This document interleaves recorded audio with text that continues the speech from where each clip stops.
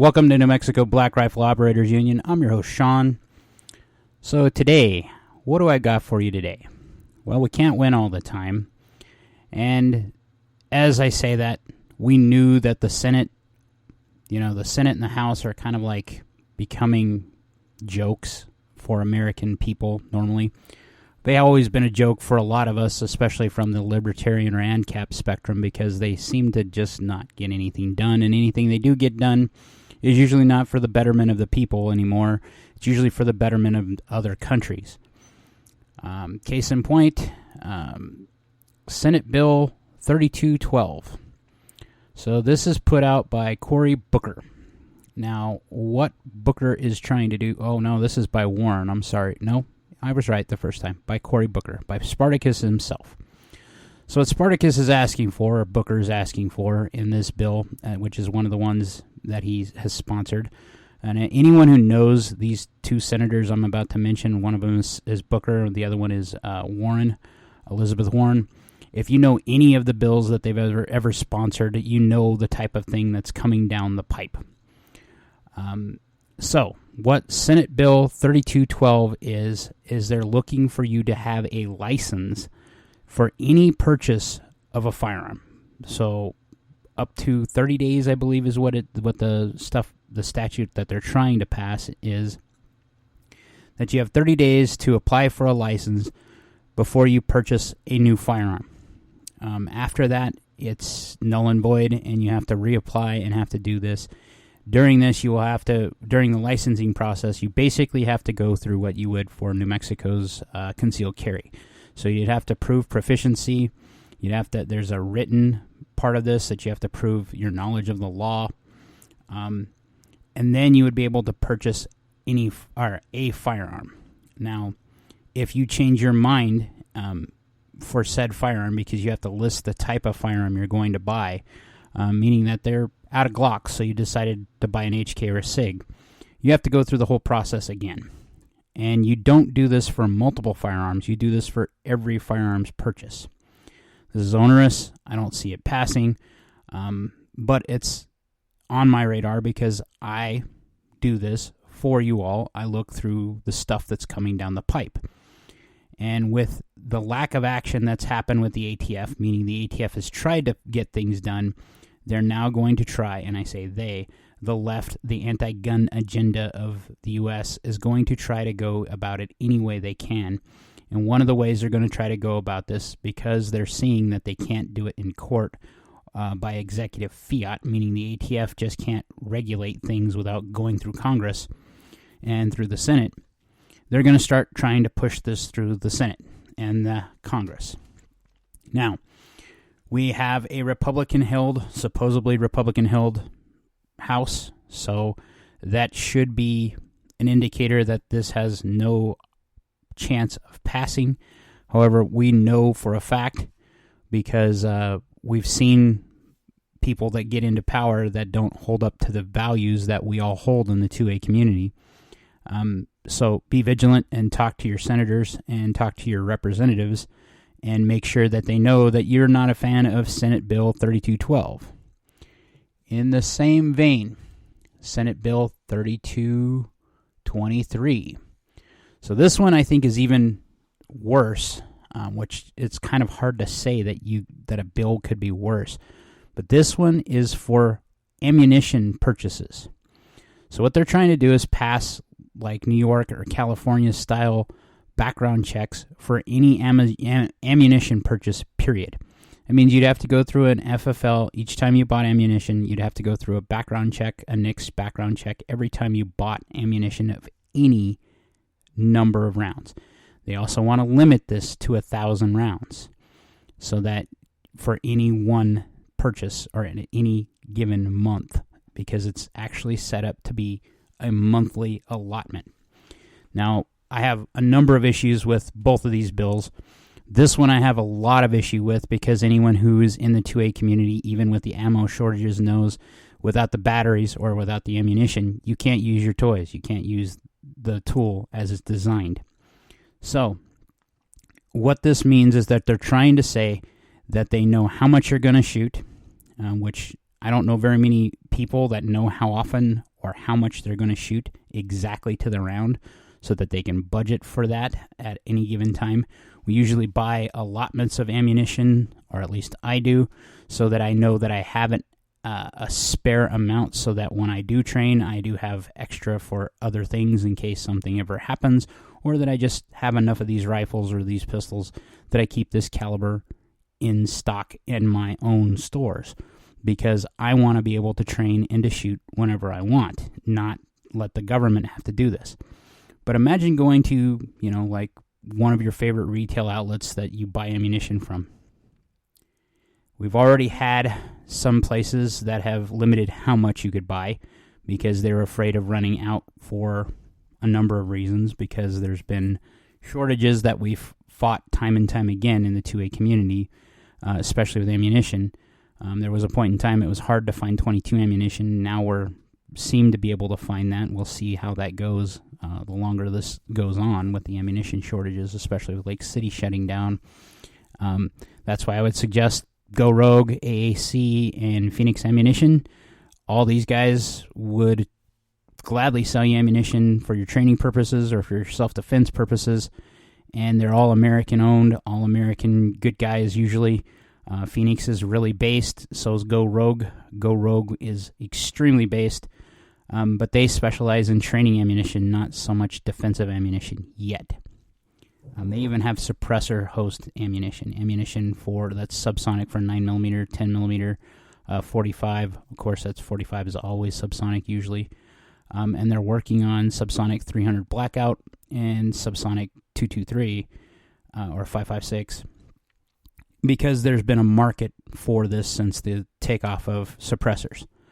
But can you imagine, like I was saying, you go to your favorite retailer, you buy a box of 20 for, or 20 rounds because you have a rifle, deer hunting rifle.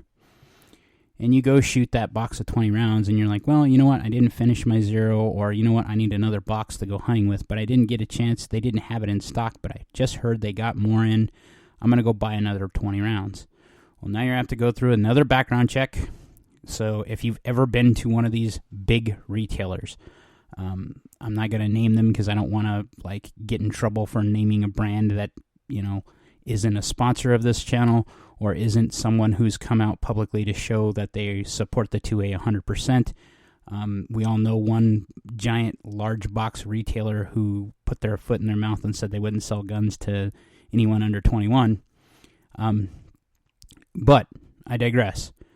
If you've been there on a Saturday to any of these large retail outlets and you've tried buying a gun, you know that there's a line and there's a wait for a background check. As well as you know that with the background check being as onerous and cantankerous as it is, that you're going to sit there in that line for a long time, and if you get delayed, you have to go back and check again in so many days, 3, 7, 14, I think, before you can finally take possession of the gun, because then they don't have a choice but to proceed with the sale. Do you imagine doing that for a box of ammunition? So you go in and buy a box of 50 rounds for 22. You've got a son or a daughter or your wife or yourself, and 50 rounds, you got a bolt action single shot 22 rifle. 50 rounds is more than enough for sitting with one of those. You go buy one of those and you're like, you know what? I need to buy some more because I thought I had a lot more than I did. I saw a great deal on this 50 rounds of ammunition, so I was just going to buy one because I only plan on using it with this one rifle this one time. Going back and having to do another background check for another 50 rounds or 100 rounds or 500 rounds for 22. You're spending more time and effort than it would take you just to do that than it would be to do anything else. You're going to spend more time at the gun channel or gun store buying ammunition than you would if you went to, one of my favorite chicken places. Going there is pretty quick, usually, and they run a drive-through like nobody's business. However, what would happen then? Could you imagine those lines? Not just that, but this federal firearms licensing thing. Okay, this is, if you look at what the draconian measures that they could do with this is another barrier of entry for a lot of people who are just going to say, why? Why go do this? And it's just going to take more time and effort than it's actually worth. When this is one of your God-given rights to defense, and some of us it's recreational, some of us it's actually tactical, and it's, it serves another part of our physical regime to actually go work out and do this stuff. And they're limiting you from doing that. This is where the anti-gun agenda keeps trying to go. So again, speak to your representatives and to your senators and say, no, this isn't going to work for us. As constituents, we will vote you out. Now, the odds, like I said, of this passing, I think are very slim. One, I don't see even Democrats in the Senate citing enough to vote for this, because this is something that once it hits more and once it gets closer to being voted on in the Senate, there's going to be more noise from our community saying, no, this is stupid, this is onerous, this is cantankerous, do you understand what you're doing? Do you understand the burden you're putting on the agency itself? Because the FBI is the one that does the NICS checks. Can you imagine how overlogged and backlogged they would be for buying ammunition and doing regular NICS checks for firearms? They're already backlogged. If you've ever been to a gun show in New Mexico, because New Mexico, in any gun show I've worked or been at, they make you do a background check for a firearm. Could you imagine having to do this for that box of ammunition you found a smoking deal on because it's a rare caliber? Every time you did this, do you imagine how much financial impact that would have on some of these smaller businesses that are just selling ammunition, like Go Rogue or like Phoenix? How many times they would have to go through this stuff, and how much more infrastructure they're going to have just to contact the agency just to be delayed. Because if you've ever been at a gun show, you know that anytime you buy a firearm there and you have to do a background check, you're going to get delayed usually. Very rarely do they get through and let you go ahead with the proceed to buy your firearm. It's happened to me. I've been proceeded most of the time. So I shouldn't really be complaining, except for this is something I don't think the federal government should be able to do, and it really doesn't matter as you're transferring property. If you have an idea that someone shouldn't be able to buy a firearm, you know it. Gun dealers usually have a vibe, and they do a vibe check before they even proceed with any of the paperwork. You know, when you're talking to them and the first thing they come out of their mouth is, I'm a felon. That already shows that they probably shouldn't be doing this stuff, and you're going to get in trouble for even trying to proceed with this, so don't do that. Or they come in smelling of alcohol or some other drug. You can't proceed with the sale of a firearm anyway, or you shouldn't. Now, there's some disreputable gun dealers, FFLs, that have done that and are getting in trouble for it. But with the scrutiny that they put on with the FFL dealers right now, can you imagine even more? Not to mention that anytime you do a NICS check, and they've added that to this bill, to both of these, you have to keep records for 2 years. So if someone filled out a paper NICS check for ammunition and bought a firearm, now you have 2 to 4, 4 or 5 pieces of paper that you're going to have to keep for 2 years. This is bullcrap. So we can't win all the time, but we can sure as hell make it known that we're not happy about this before it becomes something that we're going to have to deal with. Now, on the lighter side of things, if you guys have been paying attention to anything in the social media circles and have watched anything on X or on Facebook, even some of your friends, you've probably seen this older man where he actually got pissed off at some protesters in the middle of the street, and he shot them. Now, there are two schools of thought here, FAFO, and they're both from FAFO. FAFO, if you screw around and find out, F around and find out, you're thinking, well, this guy finally snapped. I could see myself doing that. Until you think about the other side of FAFO. There is a legal FAFO too. If you screw around with law enforcement enough, you're going to find out a hard lesson. And in this case, there is no justification for shooting people that are protesting. It sucks. It's inconvenient. It could cause a number of issues, but there is no sense in using lethal force here. And I say that as a gun advocate because I'm trying to protect you guys.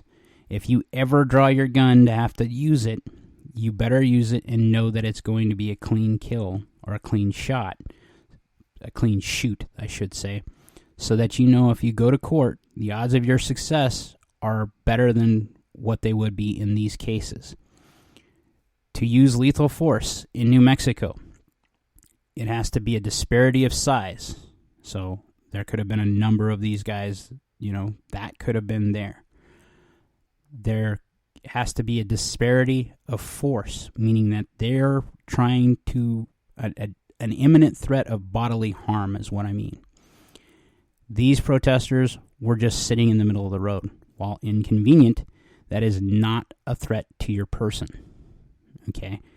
Now, we've seen that, I've talked about this, and we've seen these protests in larger cities where you're just minding your own business, you turn down the wrong road, and poof, you're surrounded. Now, again, if they're just pounding on your car, there's not a lot you can do. They shatter glass. Now there's a step up. You can do something with lethal force to some degree. But there's also discretion here. The next phase is when they start to pull you out of a vehicle. Then all bets are off and you have every chance to do whatever you need to do, especially surrounded by disparity of size, meaning there's a number of people or the person is larger or bigger, more intimidating than you. Not more intimidating, but more capable than you are. Then you are legally okay to use lethal force. But use your brain. When I've seen this, I've seen some conservative news outlet people say that this is, I get it, I'm with them. And then from the 2A, my community, I'm thinking, no, you're telling people that this is condoned action. And that if it's condoned action, then you can go ahead and get away with this. The odds are, even though this happened in Panama, so it's Panama City, the rules are different than they would be in the United States. For instance, this old man is going to be, they have a law in Panama that won't allow them to imprison someone of age. No such law exists in the United States. And if you were to use your weapon in this situation, you would definitely be laced up with a lot of legal repercussions. You would go to jail, first off. Second off, they would probably hold you until trial because you showed that you're a violent offender now. In today's society, maybe you'd get out in some cities. In my really red city, I don't see them letting me out if I were to do something so onerous, so vicious towards someone who's just protesting in the road. Again, it's inconvenient. It's nothing I would like. It's nothing I would agree to. And they are in stopping, emergency services and other things, but they don't know that. This is one of those things that we have to be okay with because I could fully see our side having to protest and having to draw attention to it enough to land in the street and sit there and say, hey, no. Most of us wouldn't do that. Most of us would be happy standing alongside the road and just making our voices known. But if it got so onerous, like these bills that I'm just talking about trying to be passed, I definitely seen people doing more to draw attention to it, to shutting down something, to say, hey, you're not going to do this. We have a problem with what is going to be done. Now, these protesters that, in this case, were protesting climate change, I think these are delusional people. And we're seeing a lot of people, more and more people, more young people, most of them from places that don't have energy production as one of their primary economic indicators for their city or state. They're the ones that are going out and protesting climate change. Now, why do I think it's stupid? There isn't a person, one, that doesn't use a cell phone or doesn't use electricity or doesn't use a car of some vehicle nowadays to get from point A to point B. And whether it's electric or it's gas or it is something else, any mass transit, you're using hydrocarbons to power that vehicle. Whether you're taking it and charging it and the coal or the natural gas or, any of those power plants that are alive right now, the mass majority of them are coal-fired or natural gas-fired in the U.S. So you're going to have to use hydrocarbons or some sort of hydrocarbon, something that has come from the ground, some fossil fuel, to get that energy. Let's just talk about cell phones when we talked about climate change. All these guys are texting this stuff and recording their protests with some sort of handheld device, whether it's Android or Apple, doesn't matter. All of them have plastic. It makes no sense to me that these idiots do this. When you protest something like climate change and you say you need to stop fossil fuels right now, you're dooming 3/4 of the U.S., not the U.S. population, but the world population. Not just the U.S., I should say, the world population, to death, because there's absolutely no way we can feed this many people, 8.5 billion or more, without transporting the food, growing the food with fertilizers that are usually, or pesticides that are used on said food, and harvesting said food without any of those energy inputs or those other inputs that help increase yields. You can't do it. It's not possible. So to cease energy production for these blind ideologists who think that this is a possible thing, if you've looked at what's happened to Tesla, for instance, you've looked at GM, Ford, any of these big car manufacturers, you're seeing them scale down electric car production because they are not selling. The simple fact is, to do any of the new energy type things, those renewable energy type things, you need a lot of copper, you need a lot of lithium, and it all has to come from other parts of the world that right now it's not easy to get. No time in human history has mankind ever taken a single input like copper or lithium or fertilizer or anything and were able to double production for the entire world's use. It's never happened in history. Look it up. So to think that we're going to just one day flip the switch and go all electric is a dream. It's not going to happen. And it's time that people in the green community figure that out. And yes, we should be standing up and letting these young millennials and younger kids know that this is not possible. But we should do it as adults in the room. Don't let your temper trigger you enough to do something like this gentleman did.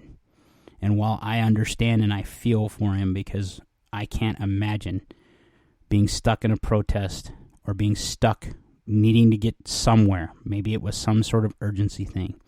Maybe it's happened. Maybe his dad or his mother or his son or something was having some sort of medical issue and they were going to see him for one of the last times. We don't know. So maybe that's what sparked this guy to drive off or to fire off a couple rounds and kill 2 people.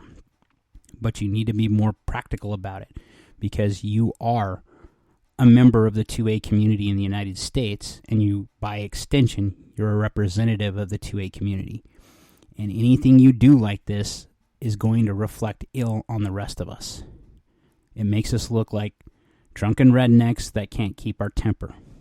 And that's not the case for the 2A members. All of us in the 2A are usually pretty calm and cool, collected for the most part. There's that weird 2% that somehow have mental issues and seem to get gun or want guns, or 1%, whatever it is. We keep seeing these issues pop up with these idiots doing stupid things with guns, and everybody keeps looking for solutions. Don't be part of the problem, because all you're doing is you're giving them the ammunition to fight us and to pass these draconian laws that have no business being on the books. We're still winning. We still have one Mock v. Garland and Vanderstock v. Garland. These were the two big ones. Let's just keep winning. Let's not give them the ammunition. Let's be calm, cool, collective. We're winning. Let's keep winning. Like, share, subscribe. Be great.